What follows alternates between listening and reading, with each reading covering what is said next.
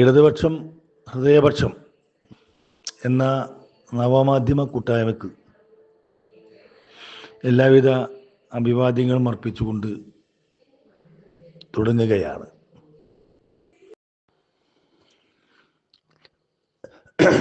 സഖാക്കളെ, ആദ്യമായി തന്നെ വർത്തമാനകാല ഏറ്റവും പ്രസക്തമായ ഒരു വിഷയത്തെ ആസ്പദമാക്കി ഇങ്ങനെ ഒരു പരിപാടി സംഘടിപ്പിച്ച ഇടതുപക്ഷം ഹൃദയപക്ഷം എന്ന നവമാധ്യമ കൂട്ടായ്മയുടെ സംഘാടകർക്ക് അഭിവാദ്യങ്ങൾ അർപ്പിക്കുകയാണ്. ഇന്ന് അടിയന്തരാവസ്ഥയുടെ 50ാം വാർഷികം ആചരിക്കുകയാണ്. ഇന്ത്യ സ്വാതന്ത്ര്യത്തിന് ശേഷം കണ്ടിട്ടുള്ള ഏറ്റവും വലിയ എല്ലാ തലത്തിലുമുള്ള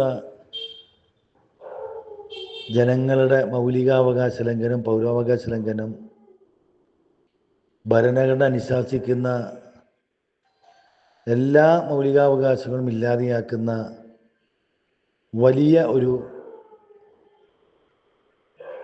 ഇരുട്ടടിയാണ്, ഒരു രാജ്യമാകെ തടവിലാക്കപ്പെടുന്ന സ്ഥിതിയാണ് 1975 ജൂൺ മാസം 25-ാം തീയതി അർദ്ധരാത്രി അടിയന്തരാവസ്ഥ പ്രഖ്യാപിച്ചതിലൂടെ സംജാതമായിട്ടുള്ളത്. അടിയന്തരാവസ്ഥ പ്രഖ്യാപിച്ചപ്പോൾ അന്നത്തെ ദേശാഭിമാനി പത്രം അതിൻ്റെ പ്രധാനപ്പെട്ട വാർത്തയായി കൊടുത്തിട്ടുള്ളത് അർദ്ധ ഫാസിസത്തിൽ നിന്ന് ഫാസിസത്തിലേക്ക് നീങ്ങുന്നു എന്നുള്ളതാണ്. അതിൻ്റെ AKG, CPIഎമ്മിൻ്റെ സമുന്നതനായ നേതാവായിട്ടുള്ള AK ഗോപാൽ എന്ന AKG, ഒരു പെൺ ഹിറ്റ്ലർ ജനിക്കുന്നു എന്നാണ് അതുമായി ബന്ധപ്പെട്ട് നടത്തിയ പരാമർശം. അടിയന്തരാവസ്ഥ പ്രഖ്യാപിക്കാൻ ഇടയായ സാഹചര്യം 1971 ഗരീബി ഹഠാവോ, ദാരിദ്ര്യ നിർമ്മാർജ്ജനം എന്ന മുദ്രാവാക്യം ഉയർത്തിപ്പിടിച്ചുകൊണ്ട് ഒരു രാജ്യത്തെ മുഴുവൻ ജനതയെയും കബളിപ്പിച്ച് വലിയ ഭൂരിപക്ഷത്തോടു കൂടി അധികാരത്തിലെത്തിയ ഇന്ദിരാ കോൺഗ്രസ്, പ്രധാനമന്ത്രി ഇന്ദിരാഗാന്ധി, ഗരീബി ഹഠാവോ എന്ന മുദ്രാവാക്യം പ്രാവർത്തികമാക്കാൻ ഒന്നും ചെയ്തില്ല എന്ന് മാത്രമല്ല, തനിക്ക് കിട്ടിയ മൃഗീയമായ ഭൂരിപക്ഷം പ്രയോജനപ്പെടുത്തി രാജ്യത്തെ ജനങ്ങളെയാകെ കഷ്ടത്തിലാക്കാനാവശ്യമായ, പ്രയാസപ്പെടുത്താനാവശ്യമായ മുതലാളിത്ത നയങ്ങൾ സ്വീകരിച്ചുകൊണ്ട് മുന്നോട്ട് പോവുകയാണ് ചെയ്തത്. രാജ്യത്താകെ വൻ വിലക്കയറ്റമുണ്ടായി, തൊഴിലില്ലായ്മ ഉണ്ടായി, പട്ടിണി വർദ്ധിച്ചു, ഒരുപാട് പ്രശ്നങ്ങൾ, വലിയ പ്രക്ഷോഭം കൂടി ഉയർന്നു വന്നു. 1974 ഉണ്ടായ റെയിൽവേ സമരമുണ്ട്. 17 ലക്ഷം ആളുകളാണ് സമരം നടത്തിയത്. ആ സമരത്തെ അടിച്ചൊതുക്കാൻ വലിയ പരിശ്രമം ഇന്ദിരാഗാന്ധി നടത്തി. അതെല്ലാം വിഫലമാക്കപ്പെട്ടു. പൊതുവായി രാജ്യത്തെ ജനതയാകെ ആ ഗവൺമെൻറ്റിൻ്റെ ജനവിരുദ്ധ നയങ്ങൾക്കെതിരായി വലിയ പ്രക്ഷോഭ സമരങ്ങൾക്ക് നേതൃത്വം കൊടുക്കുന്ന സാഹചര്യം ഉണ്ടാകുന്നു. ജയപ്രകാശ് നാരായണൻ ബീഹാറിൽ വെച്ച് പുതിയ വിപ്ലവ പാത രാജ്യത്തിന് ആവശ്യമാണ് എന്ന നിലയിലേക്ക് എല്ലാ സോഷ്യലിസ്റ്റ് പാർട്ടികളെയും സംയോജിപ്പിക്കാനുള്ള പരിശ്രമങ്ങൾ ഉണ്ടാകുന്നു.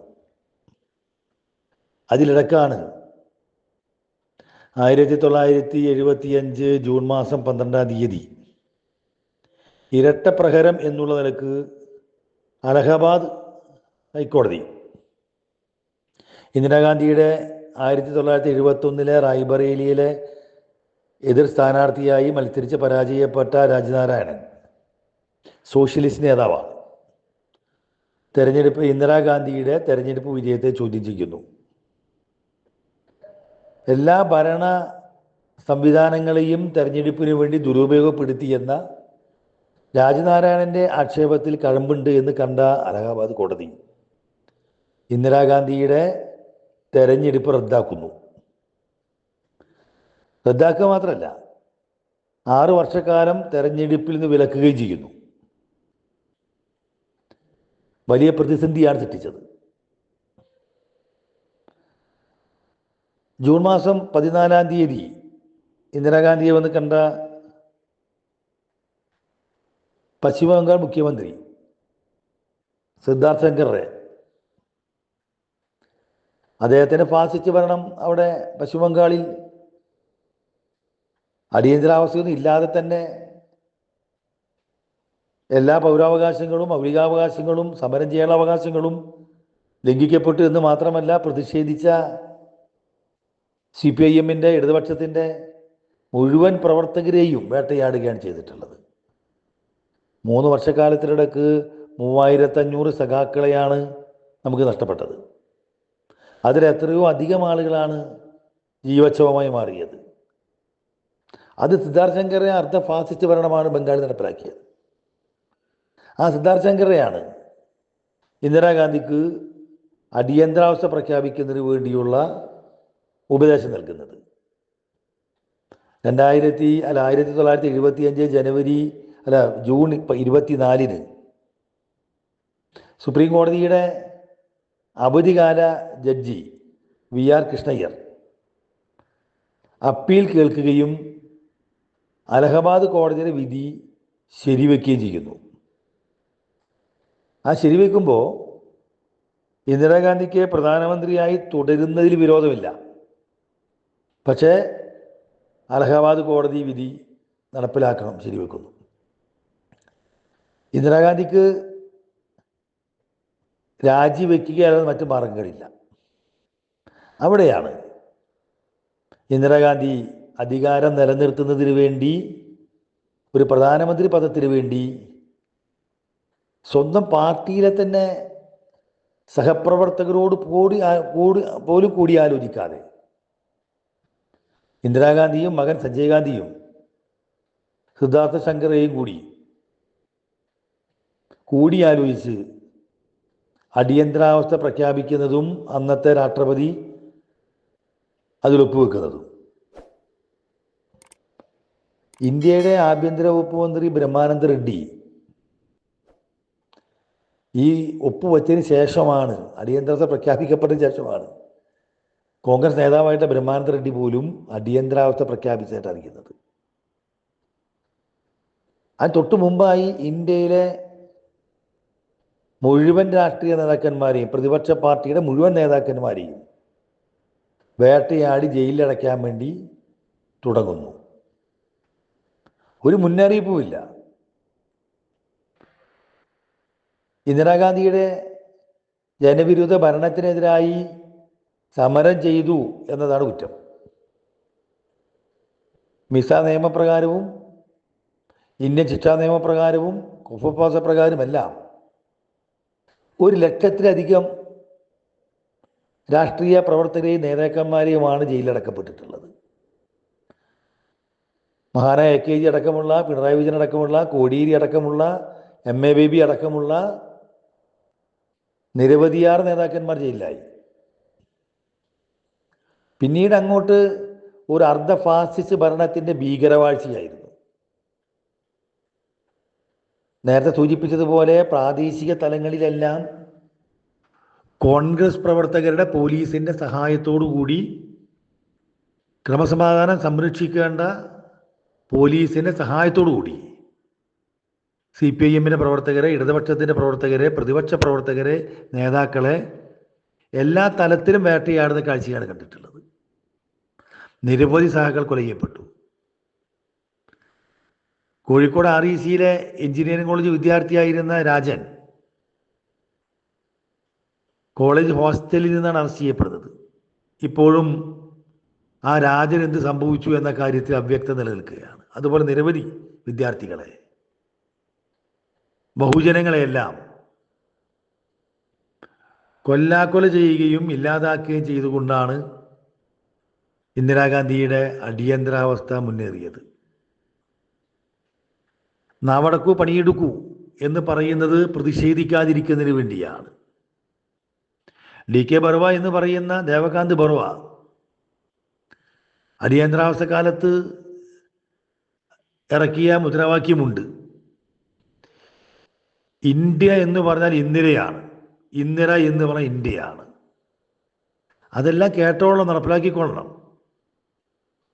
അങ്ങനെയാണ് 21 മാസക്കാലത്തെ അർദ്ധ ഫാസിസ്റ്റ് വാഴ്ച മുന്നേറിയത്. നിരവധി ആളുകളുടെ ജീവൻ നഷ്ടപ്പെട്ടു, സ്വത്തുവകകൾ കൊള്ളയടിക്കപ്പെട്ടു. എല്ലാ നിയമ സംവിധാനങ്ങളും നോക്കൂത്തികളായി. ജുഡീഷ്യറി പോലും നോക്കൂത്തിയായി മാറി. ഇന്ദിരാഗാന്ധിയുടെ മകൻ സഞ്ജയ് ഗാന്ധിയുടെ 5 പരിപാടിയുണ്ട്. അതിലേറ്റവും പ്രധാനപ്പെട്ടത് വന്ധ്യകരണമാണ്. 1 കോടി ആളുകളെയാണ് വന്ധ്യകരണത്തിന് വിധേയരാക്കിയത്. 1 കോടി ആളുകളെ, 3,85,000 ആളുകളെ കേരളത്തിൽ അതിന് വിധേയമാക്കി. റോട്ടിലൂടെ നടന്നു പോകുന്ന ആളുകളെ, തെരുവിൽ കിടന്നുറങ്ങുന്ന ആളുകളെ, കുടിയേറ്റക്കാർ എന്ന് വേണ്ട, എല്ലാവരെയും പോലീസും അതിൻ്റെ ഗുണ്ടാപ്പടയും ബലമായി പിടിച്ചുകൊണ്ട് കുടുംബാസൂത്രണം നടത്തിക്കുന്ന ഒരു ഹീനമായ നടപടി ആ കാലഘട്ടത്തിൽ അരങ്ങേറി. അങ്ങനെയാണ് ഇന്ദിരാഗാന്ധിയുടെ അർദ്ധ ഫാസിസ്റ്റ് ഭീകരവാഴ്ച മുന്നേറുമ്പോൾ ഇന്ദിരാഗാന്ധിക്ക് ഇൻ്റലിജൻസ് റിപ്പോർട്ട് കൊടുക്കുന്നത് തെരഞ്ഞെടുപ്പ് നടത്തിയാൽ വിജയിക്കാനാകും. ഇന്ദിരാഗാന്ധി തെരഞ്ഞെടുപ്പ് നടത്തിയപ്പോൾ വിജയിക്കാനാകും, വലിയ ഭൂരിപക്ഷം കിട്ടും. അങ്ങനെയാണ് 1977 മാർച്ച് 21 അടിയന്തരാവസ്ഥ പിൻവലിച്ച് ലോകസഭ പിരിച്ചുവിട്ട് ഇന്ദിരാഗാന്ധി തെരഞ്ഞെടുപ്പ് പ്രഖ്യാപിക്കുന്നത്. തെരഞ്ഞെടുപ്പായതോടുകൂടി ഇന്ത്യയിലെ എല്ലാ പ്രതിപക്ഷ പാർട്ടികളും അടിയന്തരാവസ്ഥ കെടുതി അനുഭവിച്ച ജനതയൊന്നാകെ ഐക്യപ്പെടുകയും കോൺഗ്രസിനെ, ഇന്ത്യൻ നാഷണൽ കോൺഗ്രസിനെ, ഇന്ദിരാഗാന്ധിയെ അധികാരഭ്രഷ്ടമാക്കുന്നതിന് വേണ്ടിയുള്ള വലിയ പ്രചരണ പരിപാടികൾ നടത്തുകയും ചെയ്യുന്നത്. വലിയ മുൻകൈ അന്നത്തെ CPIM എടുത്തിട്ടുണ്ട്. എല്ലാ പ്രതിപക്ഷ സോഷ്യലിസ്റ്റ് പാർട്ടികളെ യോജിപ്പിക്കാനും EMSന്റെ മുദ്രാവാക്യമുണ്ട്, അടിയന്തരാവസ്ഥ അറബിക്കടലിൽ, അത് നടപ്പിലാക്കുന്നതിന് വേണ്ടിയും വലിയ പരിശ്രമം നടത്തുകയുണ്ടായിട്ടുണ്ട്. ആ പരിശ്രമങ്ങൾ വിജയം കണ്ടു. അടിയന്തരാവസ്ഥയ്ക്ക് ശേഷം നടന്ന തെരഞ്ഞെടുപ്പിൽ കോൺഗ്രസ് അമ്പേ പരാജയപ്പെട്ടു എന്ന് മാത്രമല്ല, ജയപ്രകാശ് നാരായണന്റെ നേതൃത്വത്തിലുള്ള പ്രതിപക്ഷ മുന്നണിക്ക് 345 സീറ്റുകൾ നേടാനിടയായി. 187 സീറ്റാണ് കോൺഗ്രസ് ലഭിച്ചിട്ടുള്ളത്. ഇന്ദിരാഗാന്ധി പരാജയപ്പെട്ടു. ഇന്ദിരാഗാന്ധി റായ്ബറേലിയിൽ പരാജയപ്പെടുമ്പോൾ സഞ്ജയ് ഗാന്ധി അമേഠിയിൽ പരാജയപ്പെട്ടു. കോൺഗ്രസിന്റെ പ്രമുഖ നേതാക്കന്മാരെല്ലാം പരാജയപ്പെട്ടു. അടിയന്തരാവസ്ഥയുടെ ഭീകരതയ്ക്ക് തങ്ങൾ അനുഭവിക്കേണ്ടി വന്ന പ്രയാസങ്ങൾക്ക് രാജ്യത്തെ ജനത ശക്തമായ മറുപടി കൊടുത്തു, അതിശക്തമായ മറുപടി കൊടുത്തു. ഇന്ദിരാഗാന്ധിയെ പിന്നീട് ജയിലിലടക്കപ്പെട്ടു. അടിയന്തരാവസ്ഥ എന്ന് പറയുന്നത് ഇന്നും അതിൻ്റെ കാളരാത്രികൾ ഇന്ത്യൻ ജനതയെ ഭയപ്പെടുത്തുന്നുണ്ട്. നിരവധി ആളുകളാണ് അതിൻ്റെ ഭാഗമായി അതിക്രൂരമായ പീഡനത്തിനിരയായിട്ടുള്ളത്. ഞാൻ എല്ലാവരും സ്വീകരിക്കാൻ ആഗ്രഹിക്കുന്നില്ല. വിവരണാതീതമായ രീതിയിലുള്ള പോലീസിൻ്റെ ഗുണ്ടാപ്പടകളുടെയും നേതൃത്വത്തിൽ നടന്നിട്ട് അങ്ങനെയാണ്. നമ്മുടെ മുഖ്യമന്ത്രി പിണറായി വിജയൻ അടിയന്തരാവസ്ഥ പ്രഖ്യാപിച്ചതിന് ശേഷം സെപ്റ്റംബർ മാസത്തിലാണ് വീട്ടിൽ നിന്ന് ഒരു കാര്യം പറയാനുണ്ട് എന്ന് പറഞ്ഞുകൊണ്ട് പിടിച്ചുകൊണ്ട് പോകുന്നത്. MLA ആണ്, ഏറ്റവും ചെറുപ്പക്കാരനായ MLA ആണ്, കൂത്തുപറമ്പ് MLA ആണ്. നേരെ കൂത്തുപറമ്പ് പോലീസിൽ കൊണ്ടുപോവുകയും വസ്ത്രങ്ങൾ അഴിപ്പിച്ച് അടിവസ്ത്രം ഇടിച്ച് നിർത്തി. ആദ്യം 2 പോലീസുകാർ, പിന്നീട് 5 പോലീസുകാർ ഒരു മനുഷ്യ ശരീരത്തിൽ ചെയ്യാൻ കഴിയാവുന്ന എല്ലാ ക്രൂരമായ മർദ്ദനങ്ങൾക്ക് ഇരയാക്കുന്നു, ജീവച്ഛവമാക്കുകയാണ്. പിന്നീട് ശരീരമാസകലം മുറിവുണ്ടായിട്ടും അത് ആശുപത്രിയിൽ കാണിക്കാതെ ജയിലിലേക്ക് മാറ്റുന്നു, കണ്ണൂർ സെൻട്രൽ ജയിലിലേക്ക് മാറ്റുന്നു. കണ്ണൂർ സെൻട്രൽ ജയിലിൽ വെച്ചിട്ടാണ് കൈക്ക് പ്ലാസ്റ്റർ ഇടുന്നത്. അതിക്രൂരമായ മർദ്ദനം ഒരു ജനപ്രതിനിധിക്ക് നേരിടേണ്ടി വന്നു എന്നുള്ളതാണ്. ഇത് ചെയ്ത കുറ്റം ആരോപിക്കപ്പെടുന്നത് അടിയന്തരാവസ്ഥയുടെ ജനാധിപത്യ ധ്വംസനങ്ങൾക്കെതിരായിട്ടുള്ള പ്രചരണ പരിപാടികൾ സംഘടിപ്പിച്ചു എന്നുള്ളതാണ്. അത്ര ക്രൂരമായിട്ടുള്ള നടപടികളാണ് അടിയന്തരാവസ്ഥയിൽ ഈ രാജ്യത്തെ ഇന്ദിരാഗാന്ധിക്ക് ഇഷ്ടമില്ലാത്ത ആളുകൾ, കോൺഗ്രസിനകത്ത് അടിയന്തരാവസ്ഥയെ ചോദ്യം ചെയ്ത കോൺഗ്രസിന്റെ നേതാക്കൾക്ക് വരെ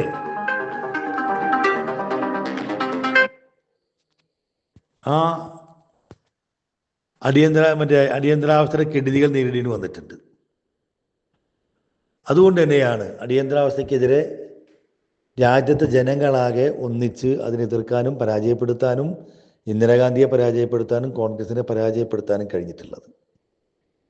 അടിയന്തരാവസ്ഥയുടെ ഭീകരമായ ഓർമ്മകളുണ്ട്. ആ ഓർമ്മകൾ ഒരു ഓർമ്മപ്പെടുത്തലുകൾ മാത്രമല്ല, അത് ഇപ്പോൾ നമ്മുടെ രാജ്യത്ത് നടന്നുകൊണ്ടിരിക്കുന്ന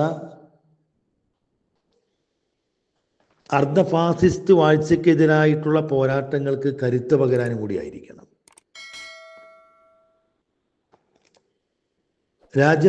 നമ്മുടെ രാജ്യം ഇന്ന് ഒരു അപ്രഖ്യാപിത അടിയന്തരാവസ്ഥയിലൂടെയാണ് പോയിക്കൊണ്ടിരിക്കുന്നത്.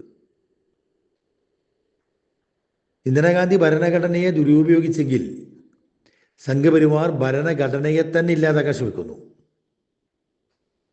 അതിൻ്റെ പേരിൽ തന്നെ മതത്തിൻ്റെ പേരും പറഞ്ഞ് പൗരത്വം നിഷേധിക്കുന്ന സ്ഥിതി ഉണ്ടാകുന്നു. കാശ്മീരിൻ്റെ പ്രത്യേക പദവി എടുത്തു കളയുന്നു. ഒരു രാജ്യം ഒരു തെരഞ്ഞെടുപ്പ്, ഒരു രാജ്യം ഒരു ഭാഷ, ഒരു രാജ്യം ഒരു നാണയം, ഒരു രാജ്യം ഒരു പാർട്ടി, ഒരു രാജ്യം ഒരു മതം. ഇതെല്ലാം ഒരു ഫാസിസ്റ്റ് പ്രവണതയാണ്. അതിലേക്ക് അതിവേഗം നീങ്ങുന്ന കാഴ്ചയാണ് നമ്മൾ കാണുന്നത്. അത് വലിയ പോരാട്ടങ്ങൾ സംഘടിപ്പിക്കേണ്ട സാഹചര്യമാണ്. ആ വരുംകാല പോരാട്ടങ്ങളുടെ ഊർജ സ്രോതസ്സായാണ് അടിയന്തരാവസ്ഥ ഓർക്കേണ്ടത്. ഇന്ത്യൻ ജനതയുടെ ചെറുത്തുനിൽപ്പിന് മുന്നിൽ ഇന്ദിരാഗാന്ധിക്കും കോൺഗ്രസിനും മുട്ടുമടക്കേണ്ടി വന്നു.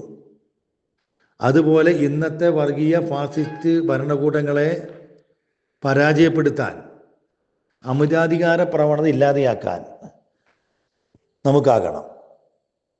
അതിനു വേണ്ട പരിശ്രമങ്ങൾക്കാണ് ഇപ്പോൾ നമ്മൾ ആക്കം കൂട്ടേണ്ടത്. അതിനു വേണ്ട പരിശ്രമങ്ങൾക്ക് നമ്മൾ ആക്കം കൂട്ടുമ്പോൾ തന്നെ 1977 പൊതു തെരഞ്ഞെടുപ്പിൽ ഇന്ദിരാഗാന്ധിയുടെ അർദ്ധ ഫാസിസ്റ്റ് ഭരണകൂടത്തിനെതിരെ ജനാധിപത്യ മതനിരപേക്ഷ പ്രസ്ഥാനങ്ങളെല്ലാം യോജിച്ചതുപോലെ 19ാം പാർലമെൻറ്റ് തെരഞ്ഞെടുപ്പിൻ്റെ ഭാഗമായിട്ടും അങ്ങനെ സംവിധാനം ഉണ്ടാക്കാൻ, അങ്ങനെ പ്ലാറ്റ്ഫോം ഉണ്ടാക്കാൻ CPIM-നായിട്ടുണ്ട്. ആ പ്ലാറ്റ്ഫോമിനകത്തുനിന്നുകൊണ്ടാണ് ഇന്ത്യയിലെ BJP ഇതര മതനിരപേക്ഷ പ്രസ്ഥാനങ്ങളെല്ലാം ചേർത്ത് പിടിച്ചുകൊണ്ട് ഇന്ത്യ മുന്നണി എന്ന് പറയുന്ന പ്ലാറ്റ്ഫോം ഉണ്ടായിട്ടുള്ളത്. ആ പ്ലാറ്റ്ഫോം ഉണ്ടായതിൻ്റെ ഭാഗമായിട്ടാണ് ഒരുപക്ഷെ ഇന്ന് ഇപ്പോൾ ഇടതുപക്ഷം ഹൃദയപക്ഷം എന്ന് പറയുന്ന നവമാധ്യമ കൂട്ടായ്മക്ക് ഇങ്ങനൊരു പരിപാടി സംഘടിപ്പിക്കാൻ പോലും കഴിയുന്നത്. BJP തെരഞ്ഞെടുപ്പിന് മുൻപ് പറഞ്ഞിരുന്നത് പോലെ BJPക്ക് അനുകൂലമായ നിലപാടുകൾ സ്വീകരിക്കുന്ന മാധ്യമങ്ങൾ പറഞ്ഞതുപോലെ ലോകത്തൊട്ടാകെയുള്ള ആഗോളവൽക്കരണവാദികൾ ആഗ്രഹിച്ചതും പറഞ്ഞതും പോലെ BJP 4ൽ 3 ഭൂരിപക്ഷം നേടി അധികാരത്തിലേക്ക് വരും. അങ്ങനെ അധികാരത്തിലേക്ക് വരുമ്പോൾ തങ്ങൾ എന്താണ് ചെയ്യാൻ പോകുക എന്ന് മുൻകൂട്ടി പ്രവചിക്കാനും പറയാനും മടിയില്ലാത്തവരാണ് ഫാസിസ്റ്റുകൾ. സംഘപരിവാറുകൾ പറഞ്ഞല്ലോ, അടുത്ത തെരഞ്ഞെടുപ്പിൽ ഞങ്ങൾ ഇന്ത്യൻ ഭരണഘടനയെ മാറ്റിയെഴുതാൻ ആവശ്യമായ, പൊളിച്ചെഴുതാൻ ആവശ്യമായ, മാറ്റിയെടുക്കാൻ ആവശ്യമായ ഭൂരിപക്ഷത്തിൽ ഞങ്ങൾ എത്തും. ആ ഭൂരിപക്ഷം പ്രയോജനപ്പെടുത്തി ഇന്ത്യയുടെ ഭരണഘടന ഞങ്ങൾ മാറ്റിയെഴുതും. ഇന്ത്യയുടെ മതനിരപേക്ഷത ഇല്ലാതെയാക്കും. ഇന്ത്യൻ ജനാധിപത്യ സംവിധാനം ഇല്ലാതെയാക്കും. Indian judiciary ദുർബലപ്പെടും. ഇന്ന് നാം അനുഭവിക്കുന്ന എല്ലാ ഭരണഘടന അനുശാസിക്കാൻ നമുക്ക് ഉറപ്പ് തരുന്ന എല്ലാ അവകാശങ്ങളും ഇല്ലാതെയാകും. ഫെഡറൽ സംവിധാനത്തെ തകർക്കും. ദേശീയ ഗാനം മാറ്റി എഴുതും. ദേശീയ പതാക മാറ്റും. രാഷ്ട്രപിതാവിനെ മാറ്റും. ഇതെല്ലാം തെരഞ്ഞെടുപ്പിന് മുൻപ് തന്നെ BJPയുടെ ഉത്തരവാദിത്തപ്പെട്ട നേതാക്കന്മാർ പറഞ്ഞിരുന്ന കാര്യങ്ങളാണ്. അത് ബോധ്യപ്പെടുത്താൻ, രാജ്യത്തെ ജനതയെ ബോധ്യപ്പെടുത്താൻ, പ്രതിപക്ഷ പാർട്ടികളെ ബോധ്യപ്പെടുത്താൻ നമ്മുടെ മുന്നിലുള്ള പ്രശ്നം BJP അധികാരത്തിൽ വരാതിരിക്കുക എന്നുള്ളത് മാത്രമാണ്. ബാക്കിയെല്ലാം പിന്നീടാണ് എന്ന നിലയിലേക്ക് BJP വിരുദ്ധ വോട്ടുകൾ ഭിന്നിച്ച് പോകാതിരിക്കാൻ നാം നടത്തിയ പരിശ്രമങ്ങൾ 1977 ഉണ്ടാക്കിയ, ഇന്ദിരാഗാന്ധിയെ താഴെ ഇറക്കിയ ഒരു സംവിധാനത്തിന് തുല്യമാണ്. നാം നടത്തിയ സമരങ്ങളെ വിസ്മരിക്കുന്നില്ല. ഒന്ന് മനസ്സിലാക്കി പോകേണ്ടത്, കോൺഗ്രസോ മറ്റൊരു പ്രതിപക്ഷ പാർട്ടികളും കഴിഞ്ഞ 10 വർഷക്കാലത്തിലിടക്ക് നരേന്ദ്രമോദിയുടെ ഒരു അർദ്ധ ഫാസിസ്റ്റ് ഭരണം, ജനവിരുദ്ധ ഭരണം, നേരത്തെ പറഞ്ഞ മതനിരപേക്ഷയെ തകർത്ത ഭരണം, രാജ്യത്തെ ജനങ്ങൾ വിലക്കയറ്റം കൊണ്ടും തൊഴിലില്ലായ്മ കൊണ്ടും പൊറുതി കൂട്ടിയ കാലഘട്ടത്തിൽ ഒരു വിരലനക്കാൻ, ഒരു സമരം നടത്താൻ 44 പാർലമെന്റ് അംഗങ്ങളുള്ള പാർലമെന്റിനകത്ത് പ്രതിഷേധമുയർത്താൻ കോൺഗ്രസിനായിട്ടില്ല. ചെറിയ പാർട്ടി എന്നെല്ലാം പറഞ്ഞ് ആക്ഷേപിക്കുന്ന നമ്മളാണ് നമ്മുടെ വലിയ വായയിലൂടെ രാജ്യത്തെ ജനങ്ങളെ ബാധിക്കുന്ന എല്ലാ പ്രശ്നവും ഏറ്റെടുത്തുകൊണ്ട് വലിയ പ്രചരണ കോലാഹലങ്ങൾ സംഘടിപ്പിച്ചിട്ടുള്ളത്. 380 ദിവസം നീണ്ടു നിന്ന ഇന്ത്യൻ സ്വാതന്ത്ര്യ സമരത്തിന് ശേഷം ലോകം കണ്ട ഏറ്റവും വലിയ സമരം, കർഷക സമരം. 800ഓളം ആളുകളാണ് സമരവേദിയിൽ മരിച്ചു വീണത്. ആ സമരം 350 ദിവസം കഴിഞ്ഞപ്പോൾ സമരക്കാരുമായി ചർച്ചയേ ഇല്ല എന്ന് പറഞ്ഞ നരേന്ദ്രമോദിക്ക് സമരത്തിന് പുറകിൽ പാകിസ്ഥാൻ ചാരന്മാർ, ചൈന ചാരന്മാർ, സിഖ് തീവ്രവാദികൾ എന്നെല്ലാം പറഞ്ഞ് ആക്ഷേപിച്ചതിന് ശേഷം നരേന്ദ്രമോദിക്ക് ആ സമരക്കാരോട് പരസ്യമായി മാപ്പ് പറഞ്ഞ് സമരക്കാരുടെ ആവശ്യങ്ങൾ അംഗീകരിക്കേണ്ടി വന്നു. ആ സമരമുണ്ടാക്കിയ, ഉത്തരേന്ത്യയിലുണ്ടാക്കിയ വലിയ മാറ്റം, ആ മാറ്റം തെരഞ്ഞെടുപ്പിൽ പ്രതിഫലിക്കുകയുണ്ടായി. ഉത്തർപ്രദേശും രാജസ്ഥാനും ഹരിയാനയും പഞ്ചാബും മഹാരാഷ്ട്രയും, ഈ 5 സംസ്ഥാനങ്ങളെയാണ് ഈ സമരം പ്രധാനമായും ബാധിച്ചിട്ടുള്ളത്. ഈ 5 സംസ്ഥാനങ്ങളിൽ നിന്നായി BJP മാത്രം ജയിച്ചിരുന്ന, മണ്ഡല രൂപീകരണത്തിന് ശേഷം BJP മാത്രം ജയിച്ചിരുന്ന 38 മണ്ഡലങ്ങൾ BJPക്ക് നഷ്ടമായി. BJPയുടെ കൃഷി വകുപ്പ് മന്ത്രി പരാജയപ്പെട്ടു. ആ സമരം നടത്തിയത് നമ്മളല്ലെങ്കിലും ആ സമരത്തിൻ്റെ പുറകിൽ കർഷകരെ യോജിപ്പിച്ച് നിർത്തി സമരം വിജയിക്കുന്നത് വരെ കിസാൻ മുക്തി മോർച്ച എന്ന് പറയുന്ന മുന്നണി ഉണ്ടാക്കിയത് കമ്മ്യൂണിസ്റ്റുകാരും ഓൾ ഇന്ത്യ കിസാൻ സഭയുമാണ്. ഈ യാഥാർത്ഥ്യം നരേന്ദ്രമോദിക്ക് അറിയാം. അദ്ദേഹം അവസാന ഘട്ടത്തിൽ പറഞ്ഞത് ഈ സമരത്തിൻ്റെ പുറകിൽ കമ്മ്യൂണിസ്റ്റുകാരാണെന്നാണ്. നിഷേധിക്കാനൊന്നും പോയില്ലല്ലോ നമ്മൾ. അതുപോലെ തന്നെയാണ് പ്രതിവർഷം 2 കോടി ആളുകൾക്ക് ജോലി കൊടുക്കുമെന്ന് പറഞ്ഞ് 2014 അധികാരത്തിൽ വന്ന നരേന്ദ്രമോദി ആർക്കും പണി കൊടുത്തില്ല എന്ന് മാത്രമല്ല, പൊതുമേഖലാ സ്ഥാപനങ്ങൾ സ്വകാര്യവൽക്കരിച്ച് അവിടെ ഉണ്ടായിരുന്ന ദശലക്ഷക്കണക്കിന് തൊഴിലാളികൾക്ക് പണിയില്ലാത്ത സ്ഥിതി വന്നു. പുതിയ തൊഴിൽ കോഡുകൾ കൊണ്ടുവന്നു, തൊഴിൽ നിയമങ്ങൾ കൊണ്ടുവന്നു, ജോലി സമയം വർദ്ധിപ്പിക്കാനുള്ള നിയമങ്ങൾ കൊണ്ടുവന്നു, സമരങ്ങൾ പാടില്ല, കുറ്റകരமான നിയമങ്ങൾ കൊണ്ടുവന്നു. ഒരുപാട് ആനുകൂല്യങ്ങൾ നിഷേധിക്കപ്പെട്ട സ്ഥിതി ഉണ്ടായപ്പോൾ ഇടതുപക്ഷ ട്രേഡ് യൂണിയനുകളുടെ നേതൃത്വത്തിൽ, വിശിഷ്യ CITയുടെ നേതൃത്വത്തിൽ 2023 നടത്തിയ 48 മണിക്കൂർ പൊതുപണി മുടക്കുണ്ട്. ആ പൊതുപണി മുടക്കിൽ അണിനിരന്നിട്ടുള്ളത് 25 കോടി ആളുകളാണ്, ബഹുജനങ്ങളാണ് എന്നാണ് മാധ്യമങ്ങൾ റിപ്പോർട്ട് ചെയ്തിട്ടുള്ളത്. 25 കോടി ആളുകളെ അണിനിരത്താൻ ആവശ്യമായ ശേഷി ഒരുപക്ഷെ ഇടതുപക്ഷ ട്രേഡ് യൂണിയൻ ഉണ്ടായിട്ടുണ്ടാകില്ല. പക്ഷേ മുഴുവൻ ജനതയെയും ബാധിക്കുന്ന പ്രശ്നങ്ങൾ ഉയർത്തിപ്പിടിക്കാനായിട്ടുണ്ട്. ഞാൻ സൂചിപ്പിച്ചത്, നാം നടത്തിയ രാജ്യത്തെ ജനങ്ങളെ ബാധിക്കുന്ന പ്രശ്നങ്ങൾ മുൻനിർത്തിക്കൊണ്ട് നടത്തിയ പോരാട്ടങ്ങൾ, പൗരത്വ ഭേദഗതി ബില്ലുമായി ബന്ധപ്പെട്ട പ്രശ്നങ്ങൾ, ഇന്ത്യയിലെ പ്രബല ന്യൂനപക്ഷങ്ങളെ രാജ്യത്ത് നിന്ന് അട്ടിയോടിക്കാനോ അവരെ രണ്ടാം തരം മൂന്നാം തരം പൗരന്മാരാക്കി മാറ്റി ഭരണഘടന ഉറപ്പ് നൽകുന്ന അവകാശങ്ങൾ ഇല്ലാതെയാക്കുന്ന സ്ഥിതിവിശേഷം വന്നപ്പോൾ അതിനെതിരെ പോരാടാനും പൊരുതാനും കോൺഗ്രസ് ഉണ്ടായില്ല, ലീഗ് ഉണ്ടായില്ല, നിലപാടെടുത്തില്ല. പാർലമെന്റിൽ ചർച്ചയ്ക്ക് വന്നപ്പോൾ രാഹുൽ ഗാന്ധി മുണ്ടിയില്ല, പ്രിയങ്ക ഗാന്ധി മുണ്ടിയില്ല, കുഞ്ഞാലിക്കുട്ടി വന്നില്ല. പരിമിതമായ അംഗങ്ങളെ വെച്ചുകൊണ്ട് വലിയ പോരാട്ടങ്ങൾ പാർലമെന്റിൽ നടത്തിയത് നമ്മളാണ്. കേരളമാണ് ആദ്യമായി സുപ്രീം കോടതിയിൽ പൗരത്വ ഭേദഗതി ബില്ല് റദ്ദാക്കണം എന്നാവശ്യപ്പെട്ട് കേസ് കൊടുത്ത സംസ്ഥാനം. കേരളത്തിൽ നടപ്പിലാക്കില്ല എന്ന് പ്രഖ്യാപിച്ചൊരു മുഖ്യമന്ത്രി ഉണ്ടെങ്കിൽ അത് സഖാവ് പിണറായി വിജയനാണ്. ഞാൻ സൂചിപ്പിച്ചത്, 10 വർഷക്കാലത്തിലിടക്ക് നാം നടത്തിയ ജനങ്ങളെ ബാധിക്കുന്ന പ്രശ്നങ്ങൾ ഉയർത്തിപ്പിടിച്ചുകൊണ്ട് തൊഴിലാളികളുടെ മേഖലകളിലായാലും കർഷകരുടെ മേഖലയിലായാലും ന്യൂനപക്ഷ മേഖലയിലായാലും സ്ത്രീകളുടെയും കുട്ടികളുടെയും കാര്യത്തിലായാലും എല്ലാം നാം നടത്തിയ പോരാട്ടങ്ങൾ.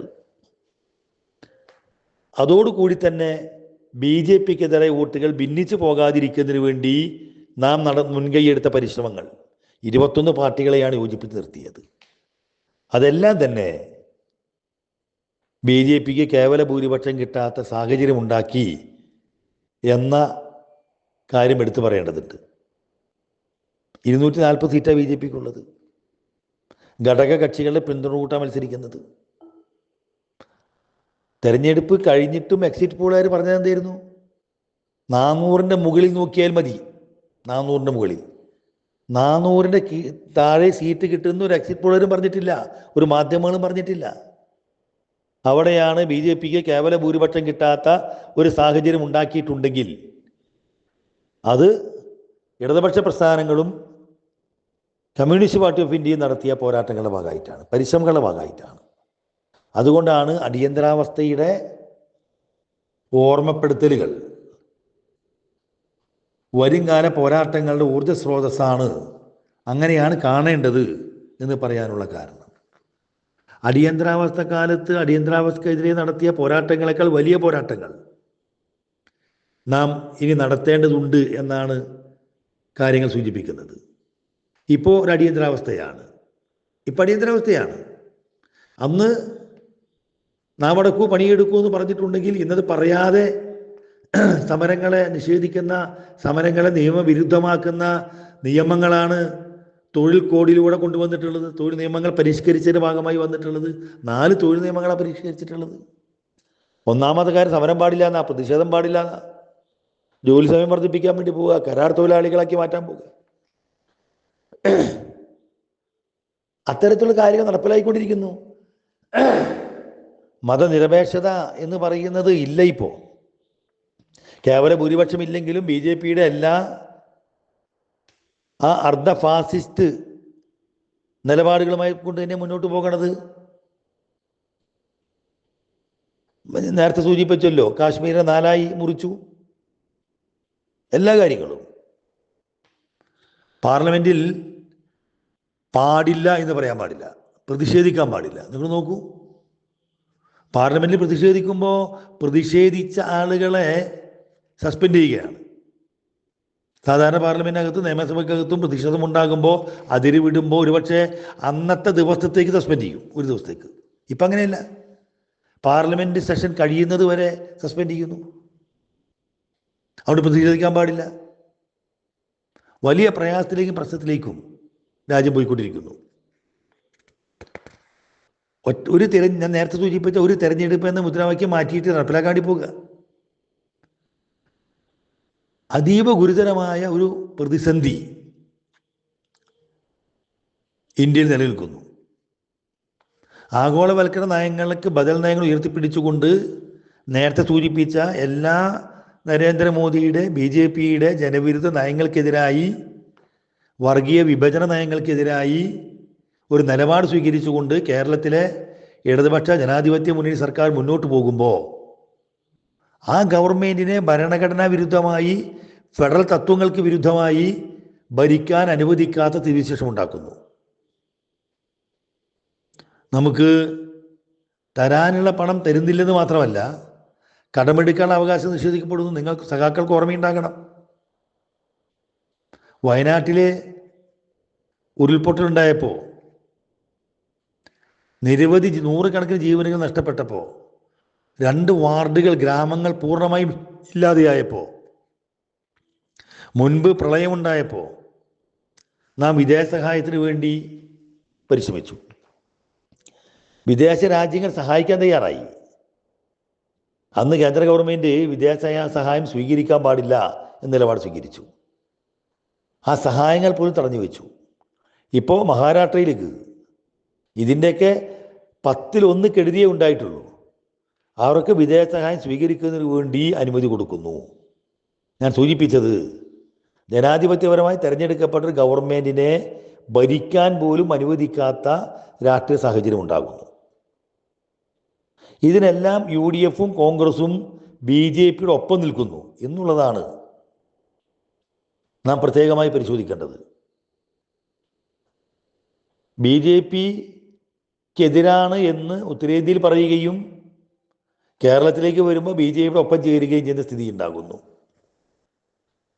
ഇപ്പോൾ ഒരു ഗവർണർ എടുത്ത നിലപാടുകൾ നിങ്ങൾക്കറിയാം. ഗവർണർ എന്ന് പറയുന്ന പദം ഒരു ഭരണഘടനാ പദവി മാത്രമാണ്. രാജ്ഭവൻ എന്ന് പറയുന്നത് ഒരു ഭരണ സംവിധാനത്തിൻ്റെ ഭാഗമാണ്. അവിടെ RSSന്റെ കാവിക്കൊടി പിടിച്ചിട്ടുള്ള ഭാരതാംബയാണ്. ആ ഭാരതാംബ ഒരു ഇന്ത്യയുടെ ചിത്രത്തിന് അടുക്കാണല്ലോ നിൽക്കുന്നത്. ആ RSSന്റെ ഇന്ത്യ എന്ന് പറയുന്ന അഖണ്ഡ ഭാരതം ഇപ്പം ഇന്ത്യക്കകത്തുണ്ടോ? ഇന്ത്യക്ക് പുറത്തുള്ള പ്രദേശങ്ങൾ കൂടി ഉൾപ്പെടുത്തിക്കൊണ്ടാണ് ആ ഇന്ത്യ. ഭൂട്ടാനുണ്ട്, നേപ്പാളുണ്ട്, അഫ്ഗാനിസ്ഥാനുണ്ട്, ബംഗ്ലാദേശുണ്ട്, കറാച്ചിയുണ്ട്. അപ്പം ആ രീതിയിലേക്ക് കാവിക്കൊടി പിടിച്ചേക്കുക. അത് വെച്ചിട്ട് അത് വണങ്ങിക്കൊണ്ടേ രാജ്ഭവനിലെ പരിപാടികൾക്ക് തുടങ്ങാനാകൂ എന്ന് പറയുന്നത് തികച്ചും തിട്ടൂരം തന്നെയാണ്. അതാണ് അർദ്ധ ഫാസിസം എന്ന് പറയുന്നത്. നവഫാസിസം എന്ന് പറഞ്ഞാൽ അതാണ്. ഫാസിസത്തിൻ്റെ യാത്രയാണ്. പക്ഷേ ഇടതുപക്ഷ ജനാധിപത്യ മുന്നണിയുടെ നേതാക്കൾ, മന്ത്രിമാർ അതിനോട് എടുത്ത സമീപനം തികച്ചും പ്രതീക്ഷ നൽകുന്നതാണ്. അപ്പം അതുപോലെയുള്ള 1975-77 കാലഘട്ടങ്ങളിൽ രാജ്യം നേരിട്ടിട്ടുള്ള അടിയന്തരാവസ്ഥയുടെ ഭാഗമായി നേരിട്ടിട്ടുള്ളതിനേക്കാൾ വലിയ രീതിയിലുള്ള പൗരത്വ ലംഘനവും ഭരണഘടനാ വിരുദ്ധവുമായ നടപടികളിലേക്ക് BJPയുടെ ഗവൺമെൻറ് പോകുന്നു. ഈ നവഫാസിസ്റ്റ് ഗവൺമെൻറ് പോകുന്നു, ഫാസിസത്തിലേക്ക് നീങ്ങുന്നു എന്ന ഏറ്റവും അപകടകരമായ ഒരു രാഷ്ട്രീയ കാലാവസ്ഥ ഇപ്പോൾ ഉണ്ട്. ആ രാഷ്ട്രീയ കാലാവസ്ഥയിൽ നമുക്ക് അതിൽ പ്രതിജ്ഞ എടുക്കാനുള്ളത് ഈ ഓർമ്മപ്പെടുത്തലുകൾ, അടിയന്തരാവസ്ഥയുടെ ഓർമ്മപ്പെടുത്തലുകൾ രാജ്യത്തൊട്ടാകെ നടക്കുകയാണ്. അതെന്തിനു വേണ്ടിയാണ്?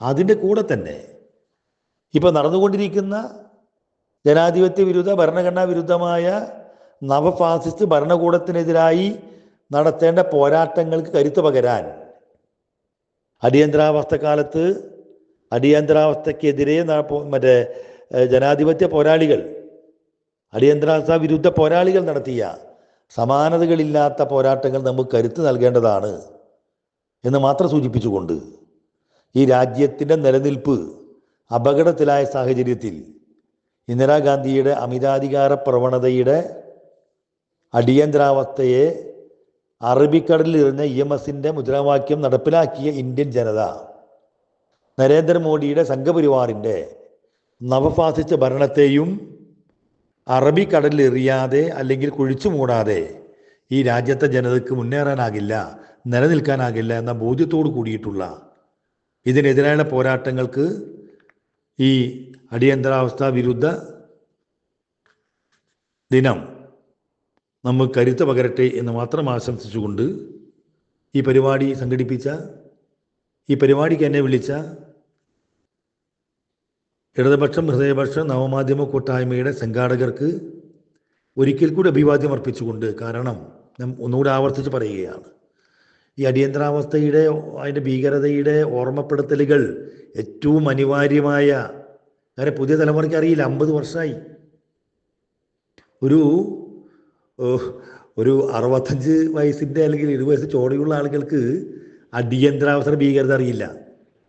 പുതിയ തലമുറയ്ക്ക് അടിയന്തരാവസ്ഥയുടെ ഭീകരതകൾ, ഒരു ഭരണഘടനാ വിരുദ്ധമായ നിലപാടുകൾ, ഫാസിസ്റ്റ് ഭരണം എങ്ങനെയാണ് ഉണ്ടാകുക എന്നുള്ളത് അടിയന്തരാവസ്ഥയുടെ ഈ 50ാം വാർഷിക ദിനാചരണത്തിലൂടെ സാധ്യമാക്കിയ എല്ലാ സഖാക്കൾക്കും അഭിവാദ്യങ്ങൾ അർപ്പിച്ചുകൊണ്ട് നിർത്തുന്നു. പ്രിയമുള്ളവരെ, ലാൽ സലാം.